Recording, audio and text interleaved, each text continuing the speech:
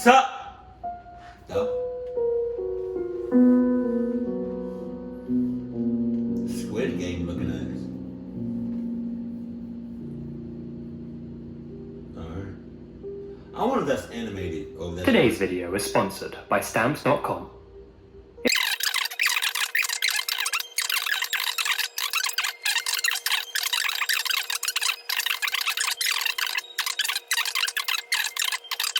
Free postage and digital scale. Okay, thank you. Appreciate you. I don't know what the hell that says. Theo Hernandez? Despite its relatively small... Why did I say Hernandez? I don't know who that is.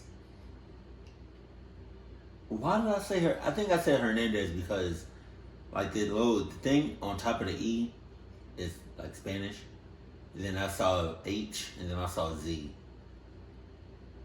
The vanishing of, I don't even know how to say it. Hayes? Theo Hayes? size. Byron Bay is one of Australia's premier tourist destinations. Oh yeah? Nearly 2 million people visit the coastal town each year. Damn.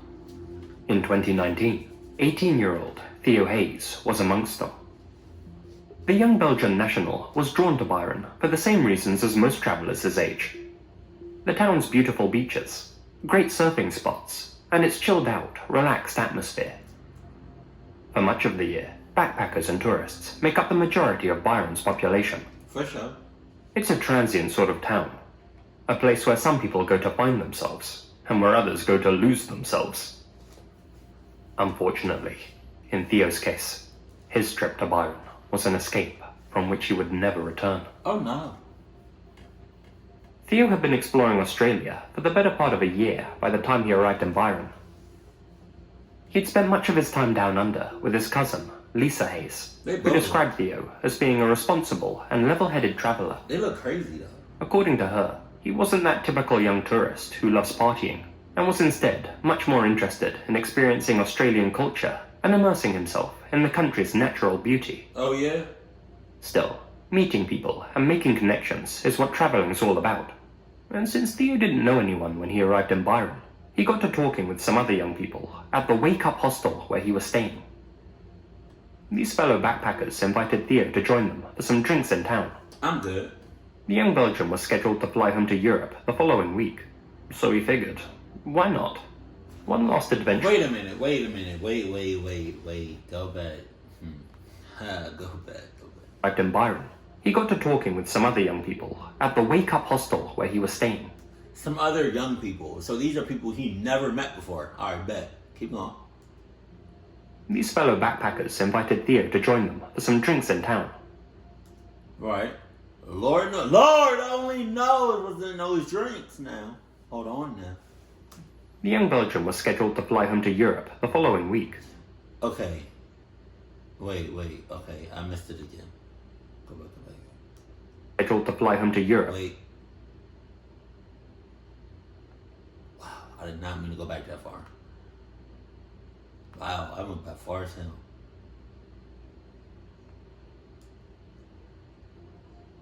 The young Belgian was scheduled to fly home to Europe the following week, so he figured, why not?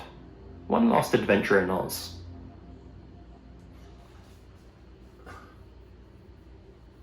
His accent is kind of thick.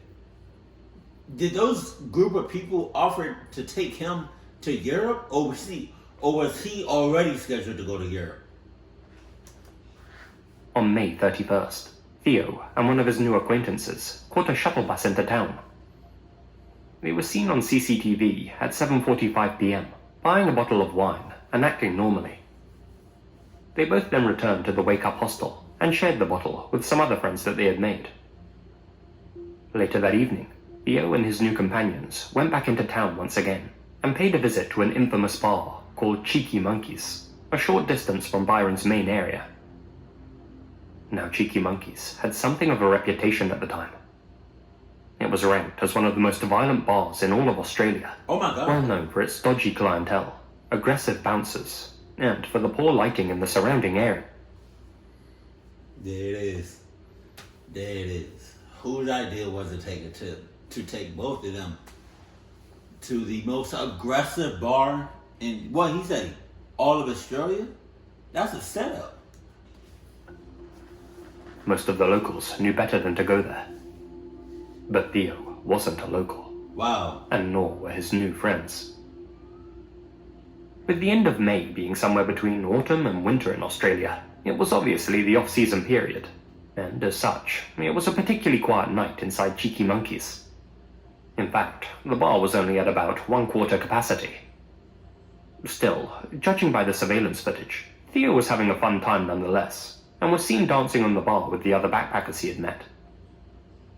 At about 11 p.m, Theo bought 2 drinks at the bar, before promptly being escorted out the building by security. According to the guard who kicked him out, Theo was a polite young man, but had clearly had too much to drink and was stumbling all over the place. Other witnesses at the bar contradicted this though, and said that Theo was actually completely sober when he was kicked out, and wasn't being loud or rude or aggressive in any way. According to them, the security guard's decision to kick him out seemed completely random and unprovoked. Looking at the CCTV footage of Theo exiting the premises, he didn't appear to be intoxicated, though of course that's up for interpretation. The guard made him stand on an X to have his photo taken. Theo appears confused in the footage, but goes along with the whole rigmarole. At 11:07 p.m, the security cameras captured Theo walking off by himself down Kingsley Street. That random ass van. This whole shit is a setup. I feel like this whole shit is a setup. Oh my god. And into the cold, quiet night. This was the last time Theo Hayes was ever seen alive. After exiting the camera's field of view, he vanished off the face of the earth, never to be seen again. Are you dead ass? To begin with, everyone assumed that when Theo left the bar, he began walking back towards his hostel. That of course made perfect sense, seeing how his accommodation wasn't too far from town, and he could have easily made the journey on foot. But as detectives would come to learn after analyzing his Google location data, Theo never made it back to the wake-up hostel. The person with him, this person right here that's with him, and then the friends that he just made, all in cahoots. All of them are all sus, all in cahoots, all sus hoots. That night. In fact, he didn't even get close. Soon after leaving the area, Theo sent a series of text messages in French to his friends back in Belgium. That's likely who he was messaging in this footage. At some point after that, he watched a portion of a TV show on YouTube and sent his sister a message on WhatsApp. On several occasions, he opened Google Maps to search for routes back to his hostel. Clearly, he was planning on heading back at some point. However, according to his mobile records, he actually took an extremely bizarre route after leaving the bar and walked in the opposite direction of the hostel, towards a youth activity center down Tennyson Street. He then spent 7 minutes standing in a sporting field, a field where homeless people and drifters were known to stay. At 11:30 p.m, he began walking extremely quickly through the Milne track towards Tallow Beach, moving at 7.5 kilometers an hour. With no streetlights in that part of town, it would have been very dark with no signs of life, and Theo would have been well aware that he was heading in the wrong direction and away from civilization. Still, as the data shows, he continued on through the thick bushland in a near straight line. Considering just how treacherous the bush along the Milne track is, that seemed like an almost impossible task, especially considering that Theo wasn't familiar with the area. As he made his way through the shrub, he never once slowed down and continued walking at a very fast pace. He finally exited the bushland and made it onto the beach, after which he began heading in the direction of Cozy Corner, towards Byron Bay's lighthouse. During all that time, Theo continued texting his friends and sister as if nothing was out of the ordinary. His messages were coherent and didn't give off the impression that he was distressed or in trouble. At 12:56 a.m, Theo sent his final message to a friend he had made in Australia. Just 6 minutes later, his phone suddenly switched to sleep mode and stopped transmitting data. Oh God. Strangely, his phone came back online at around 6 a.m. What? and connected to a cell tower in Cape Byron one final time at 1:47 p.m. After that, his phone never pinged again. In the following days, Theo failed to call his family back in Belgium. That was completely out of character for him. He usually stayed in close contact with his parents. Wait. Go back. And connected to a cell tower in Cape Byron one final time at 1:47 p.m. After that, his phone never pinged again. Is he next to a railroad track? Because if he is, maybe he took the train, hopped on the train. In the following days, Theo failed to call his family back in Belgium. That was completely out of character for him. He usually stayed in close contact with his parents, so they immediately began to sense that something was off. When June 6th rolled around and he still hadn't called, his family reported him missing. A huge search and rescue effort was launched. It involved helicopters, drones, cadaver dogs, trackers, divers, and even rock climbers. Cadaver dogs. The local community even banded together, putting up missing person posters and helping hunt for the young man. Theo's parents flew out to Australia and made a passionate appeal for any information that would help them find their son. But by that point, the trail had already frozen over. They couldn't find a single trace of the young man anywhere. His passport and personal belongings were still in his private room at the hostel. In July, volunteers came across Theo's grey Puma baseball cap, nestled in the brush near Talos Beach. So, what happened to Theo Hayes? Well, here are a few of the main theories. Theory 1. Theo left Cheeky Monkeys, and, for whatever reason, decided to go on a solo adventure through the bushland. He somehow made it to the beach, and began climbing up the beachside cliffs towards the famous lighthouse. This act of misadventure ended in tragedy, with Theo falling from the rocks and into the sea. His last known location was at Talos Beach after all, and it would explain why his body still hasn't been found. Then again, if Theo ended up in the ocean and was swept away or taken by a shark, how could his phone have reconnected at 1:47 p.m. and pinged off a cell phone tower? It's possible he dropped his phone before falling in the water, but that doesn't explain why the device still hasn't been found to this day, or why an otherwise sensible and risk-averse young man would do something so reckless and out of character. His inhibitions may have been lowered at the time, but as the CCTV footage shows, he almost certainly wasn't that drunk. Theory 2. Theo was murdered. It doesn't make sense that a young man, with no knowledge of the local area, would have been able to travel the Milne track alone at night. According to people who know the area, it's simply far too complex, dense, and difficult to traverse without knowing where you're going. And for him to have taken the unapparent detour towards Tallow Beach, well, that's an obscure route which only a local would know to take. You have to pass down a small path by a gully and an abandoned campsite, and it's not the kind of place you just stumble across. In the minds of many, Theo had to have met someone after leaving Cheeky Monkeys. A local, perhaps in the field where he spent 7 minutes standing around. This local then led him through the thick shrubbery of the Milne track with promises of showing him the lighthouse or taking him to a secret party. This local then either killed Theo, hurt him badly, or left him to fend for himself. It's unclear what their motive would have been, but again, human intervention would explain why his body was never found. It's entirely possible that Theo's buried out in the bushland somewhere, or that he was taken and driven somewhere even more remote. This theory would also explain why he took such a bizarre route. He likely wouldn't have gone in that direction if he wasn't being led by someone, and his text messages implied that he felt comfortable and not lost. Theory 3. Theo's Google Maps simply bugged out and gave him a bad route back to the hostel. Unfamiliar with the area, he followed Google's directions without question, assuming that the dark and desolate route must have been a detour. He unfortunately got lost, ended up on the beach, and then turned back the way he had come.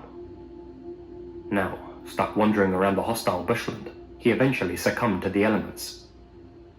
It was a particularly cold night after all, Byron's coldest May night on record in fact. His remains could still be out there somewhere, laying undiscovered, deep in the brush. Jesus. This theory, however, doesn't explain why he never once tried to call for help, or why he didn't message anyone about his dire situation. There's a myriad of other possible theories that people have come up with. Someone gave him bad directions. He had wittingly or unwittingly taken some sort of substance. Someone stole his phone and ran off with it. All of these theories have their own set of merits and inconsistencies. Unfortunately, we simply don't know what exactly happened to Theo, though I think it's safe to assume he's no longer alive. But why did he take such a strange route? Why was he moving so quickly through the brush? Why did his phone enter sleep mode, only to reactivate hours later? And why has his body never been found? For his family's sake, I'm hoping we'll be able to answer those questions in the near future. If you know what happened to Theo, there's currently a $500,000 reward for any information relating to his case. What year was this? Oh, shit. If we're being honest, we all have a few skeletons in our closet. I don't. Though, of course, some of us harbor much darker secrets than others. For a few particularly sinister individuals, those metaphorical skeletons may actually be literal. For the incredibly wealthy and powerful, however, it just might be possible to have those old bones swept under the rug. Oh my God. Not literally. Rebecca Zahow, 31, was leading the kind of life most people can only dream of. She could afford the most expensive designer clothes, dine out at Michelin star restaurants whenever she pleased, and spent the majority of her time socializing instead of working. But Rebecca hadn't always been rich. She came from a family of modest means, who all left their home in Burma and moved to the US in search of a better life. In 2008, Rebecca met Jonah Shacknai, the 54-year-old billionaire CEO of Medicus Pharmaceutical. Despite being 23 years her senior, Jonah took an instant liking to Rebecca, and the pair quickly began a relationship together. Oftentimes, Rebecca would stay over at one of Jonah's many luxurious homes throughout the country. On July 11th, 2011, for instance, she was July what? July what? July what? Oh, glory to God. Praise God rain down on me. Come on with it. over at Jonah's historic Spreckles Mansion in Coronado, California, a large estate which he used as a summer house. She had brought her younger sister Zena along to marvel at the finer things in life. Also at the mansion that day was Max, Jonah's 6-year-old son from a previous marriage. Oh. Jonah himself was away on business, and sus. Rebecca was watching over Zena and Max. He looks sus. It's unclear what exactly happened that fateful day, but at some point, young Max fell face first over a banister on the 2nd floor. Oh my God. His injuries were catastrophic. Rebecca, who claimed to have been in the toilet at the time of the incident, found Max several minutes later, Come on, Rebecca. Come on, Rebecca. Rebecca. Come on. You just so happened to be in the toilet? Taking what, a deuce? What was you doing? You taking a dose. You just so happen to be in the bathroom. Come on now. Come on, Rebecca. Rebecca. I'm giving you 30 to life. Just for being on the toilet. responsive and not breathing. She performed CPR while her sister called for help. Max was rushed to the hospital, but the prognosis was bleak. He had a broken spine and brain damage due to oxygen deprivation. Jesus. There was nothing more that could be done for him. Oh my God. And on July 16th, Max quietly passed away. Coroners determined that his fall was completely accidental and the investigators on the case agreed, though it is worth noting that at least one doctor thought Max had been suffocated before his fall. What? But here's where the plot really thickened. On July 12th, the day after Max's accident, Rebecca drove her young sister Zena to the airport to catch a flight back to Missouri. After that, she picked up her boyfriend's brother, Adam Shackney, who was in town and staying in one of Jonah's guest apartments beside the mansion. Rebecca, Jonah, Adam, and a friend all went out for dinner together, after which Rebecca and Adam returned to the Spreckles estate. Jonah didn't join them, however, and instead met up with his ex-wife Dina to sit with their son, Max, who was still alive at that point. In cahoots. It's not known what Rebecca and Adam did once they returned to the estate, but neighbors reported hearing loud music coming from the mansion well into the early hours. At 6:48 a.m. the following morning, emergency services received a call from Adam Shackner. You know what's crazy? Sometimes, when something clocked up is going on, people have a tendency of turning up music or turning up TV or having some sort of distraction going on, making sure it's loud to kind of distract them, everybody else from what's really going on. So you don't hear the person screaming. So you don't hear the person yelling at the top of the lungs. Rebecca asked, and Adam, it was an inside, come on, bro.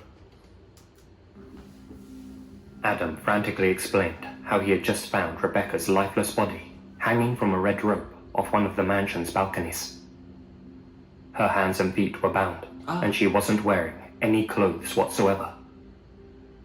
After making that call, Adam sent his brother Jonah a text to tell him what had happened, and then cut Rebecca down before police and medics arrived, letting her body drop to the grass below. When the authorities arrived and examined the scene, they found Rebecca lying in the courtyard of the mansion, just below the balcony she had been dangling from, her ankles tied tightly together and her wrists constrained behind her back. It was later revealed that a blue, long-sleeved t-shirt was wrapped around her head. The shirt had been elaborately coiled over the noose 3 times and then tied around Rebecca's throat. The shirt sleeves had been knotted and stuffed into her mouth, gagging her. Inside the mansion, on a door leading to the balcony itself, detectives found the strangest clue of all. A bizarre note written in black paint. It read, "She saved him. Can you save her?" Oh.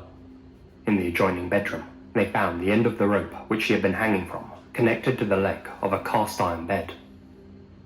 The rope itself had been tied using a cleat hitch knot and a slip knot. An autopsy later revealed that Rebecca had been alive when she plunged over the balcony. She perished sometime around 3 a.m.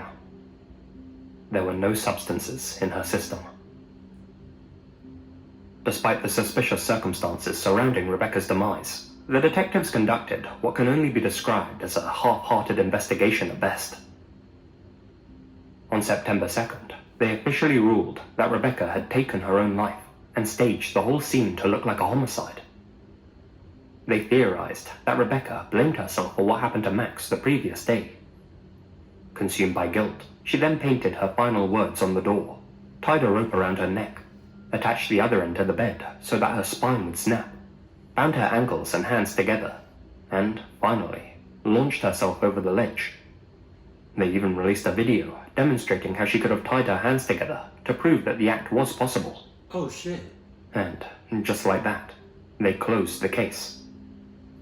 But their conclusion just doesn't add up for a multitude of reasons. Many people, including forensic pathologists, instead believe that Rebecca was murdered by none other than Adam Shackney, the brother of her boyfriend. Here's a list of their reasons why. First and foremost, Rebecca had restrained herself in a manner almost impossible for a person to do to themselves. Yes, the authorities released a video demonstrating how she could have bound her wrists, but their recreation conveniently left out a number of details. It didn't show how she then blindfolded and gagged herself with the t-shirt, or wrapped the elaborate noose around her neck, They also didn't explain why she would gag herself in the first place, nor why they initially held back information about the t-shirt itself. During her autopsy, 4 hematomas were found under Rebecca's scalp, injuries that had to have been made while she was still breathing. So, she either hit her head 4 times on the balcony as she fell, or, more likely, she had been struck by a blunt object and knocked out prior to her death. She also had defensive wounds on her arms and hands, the type a person sustains when trying to fend off an attacker. The DNA of a still unidentified person was found at the scene, meaning that somebody else was present when Rebecca died. Small amounts of blood and hair were found inside one of the mansion's showers, as were a pair of black gloves and a lone latex glove. None of this evidence was analyzed by the authorities. Mud was found on the soles of Rebecca's feet, indicating that she had tried to escape the house while barefoot. Despite the mud, only 1 footprint was found on the balcony, meaning she had either hopped to her demise, or, more conceivably, she had been dragged or carried to the ledge. That would also explain why no mud was found on the bedroom carpet. There were shoe prints found on the balcony, both behind and on top of Rebecca's 1 footprint, which suggests that someone else was out there at the time of the incident. The marks and damage around Rebecca's neck were consistent with manual strangulation. Experts believe they had been made by a pair of hands and not by a rope. The rope itself had been tied using nautical knots used by professional sailors. Adam Shacknai worked as a tugboat captain. Sticky tape residue was found on Rebecca's calves, indicating that she had been more thoroughly bound before she met her end. Someone had removed this tape before her body was discovered. The clothes that Rebecca had been wearing before her life ended have never been located, so either she wasn't wearing any clothes to begin with, or somebody had stripped her of them and taken the garments for themselves. It's hard to believe that she would choose to end her life while not wearing any clothes at all. The cryptic message left on the door had been written in the 3rd person, in handwriting that clearly wasn't Rebecca's, and at a height consistent with a taller person than her. Suspiciously, it's more likely that someone around Adam's height had painted it. The same black paint used to write the message was also found on the rope and on Rebecca's chest, though strangely, not on her hands or fingers. Someone had accessed Rebecca's computer at 3 a.m., most likely after she had already perished, but before her body was discovered. It's unclear who used her computer or what they searched for. Jonah had left Rebecca a voicemail shortly before she died, but the message itself had been deleted and was unrecoverable. It's not known what Jonah said to her in that message, or even who deleted it. The entire event was recreated by a team of crime scene experts. When they threw a weighted dummy over the balcony, the bed it was tied to moved significantly. When investigators first inspected the scene, the bed had hardly moved at all. Co-conspirators may have been sitting on the bed when Rebecca was thrown over the ledge to weigh it down. Adam Shacknai, the man who had found Rebecca and cut her down, had Googled Asian bondage porn the night Rebecca died. That seems oddly coincidental, considering the state Rebecca was found in. A pair of women's underwear were also found inside his guest apartment. It's unclear who they belonged to, as they were never tested for DNA. The final piece of evidence that suggests foul play is that before Rebecca's body was discovered, one of Shacknai's neighbors happened to be recording an interview. On the unreleased audio, you can apparently hear screams for help coming from the Shacknai mansion. In this neighbor's words, the screams were clear. They weren't a muffled or far-off sound. Despite the official ruling that Rebecca had taken her own life, So we not gonna hear? Come on. her family strongly believes that she was killed by Adam Shacknai, as well as by Max's mother and aunt, Dina Shacknai and Nina Romano. They assert that Nina and Dina blamed Rebecca for what happened to Max and hatched a plan to slay her. Nina. In their version of events, Dina. Nina and Dina went over to the mansion that night and Nina. demanded that Rebecca let them in. Sensing their anger, Rebecca refused to open the door, and so her boyfriend, Jonah, left her a voicemail telling her to let them in and chat things over. Rebecca complied. Nina and Dina entered, and, in a blind rage, attacked Rebecca and tied her up. Adam may or may not have been present at that point, but if not, he then came over from the guest house and helped Nina and Dina stage the whole scene. They began playing loud music to cover up Rebecca's screams, deleted the voicemail Jonah had left on her phone, and painted the strange message on the door. Adam then snuffed out Rebecca with his own hands, and the trio threw her over the ledge. Several hours later, Adam pretended as if he had stumbled upon the scene and called for emergency services. The family then either paid off the detectives working the case, or simply used their power and influence to make the whole debacle disappear. Indeed, Jonah Shacknai himself didn't seem too choked up about his girlfriend's sudden demise, and immediately hired a group of professional spin doctors to take the heat off him and his family. Still, that's just one of 100 different possible versions of events, and I'm interested to hear if you have any theories of your own. It was Adam, Nina. Whatever the truth, no criminal charges were ever filed against the Shacknais. Oh no. However, Rebecca's parents did end up filing a wrongful death suit against Adam Shacknai, Dina Shacknai, and Nina Romano. Dina and Nina were cleared of any wrongdoing. But you know what? After examining all the evidence, the jurors ruled that Adam was indeed responsible for what happened to Rebecca, and awarded Rebecca's family $5 million in compensation. Now, it's important to note that civil cases aren't judged to the legal standard of beyond reasonable doubt, but are instead judged on the balance of probability. That's to say, it's entirely possible that Rebecca did end her own life, and Adam Shacknai won't be spending any time behind bars for what happened to her. Wow. But, in the eyes of that particular jury, it's more likely he was responsible for her death than not. I suppose that means if you had to put money on it, saying Adam Shacknai was involved in what happened to Rebecca is a safe bet. And who knows, if you won enough money in that wager, you too may just be able to afford the same luxuries as the rich and powerful. Expensive dinners, a huge mansion, and maybe even a get-out-of-jail-free card. Oh no. It was Adam, Nina, and Dana. All three of them. Jesus.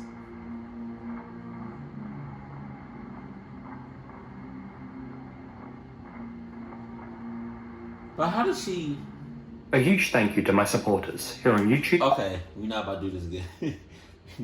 We're not. I don't... Why was... It was just a little weird how Rebecca was just in a bathroom, you know? When old dude fell down the... You were just in the bathroom? Okay. But that first story with the dude going to like Australia, that was really weird. That whole story was really, really weird. And I think he's still out there. I think so. What'd they say? It's a $500,000 reward. I got you. How many taxes though? So you can make it an even $2 million. You feel me? But that was just crazy. Number one was that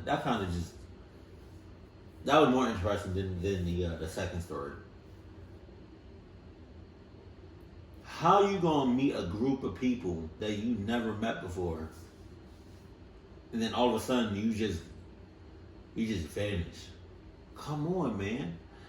His friend and the group of people that he met are all in cahoots. Keep it cool, keep it classy. Love you, stay happy, my family.